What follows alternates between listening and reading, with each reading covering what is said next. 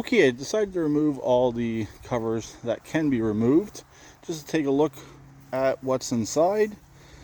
And it's a Yanmar diesel. I don't know if it's a clone or if it's a real Yanmar, but it's a Yanmar diesel. Very similar to the clone that I used to have, the red one. I just don't know if this is a clone or not. So I wanted to let it sit and run for a bit. The battery did actually take a charge.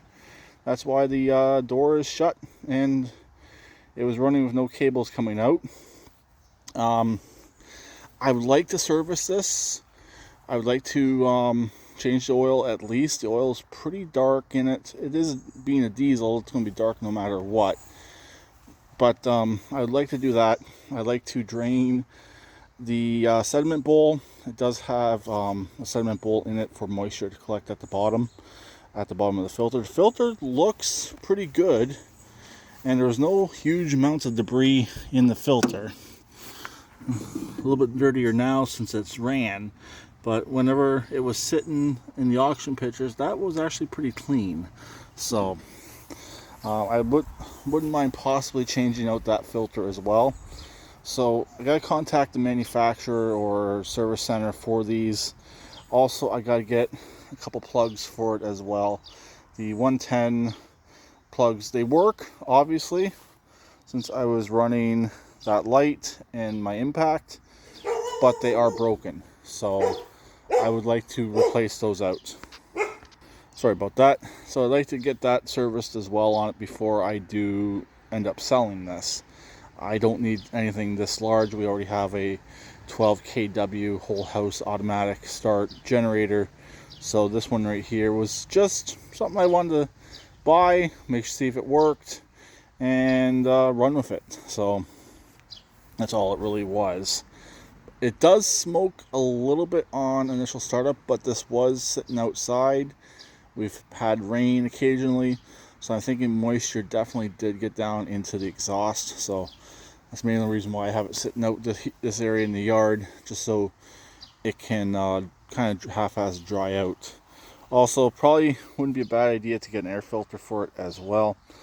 And there should be an oil filter on here somewhere. That's something else I should definitely try and find.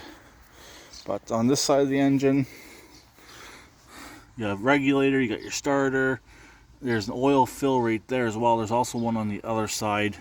So it has dual oil fills. But yeah, and also I don't know what type of diesel they were running in this. They could have been running engine oil. They could have been running farm diesel. I really have no idea what they were actually running in this. We'll fire it back up, and I'll conclude the video, and we'll see if it smokes again. Like I said, it's pretty much only on initial startup for about the first minute or so that it runs.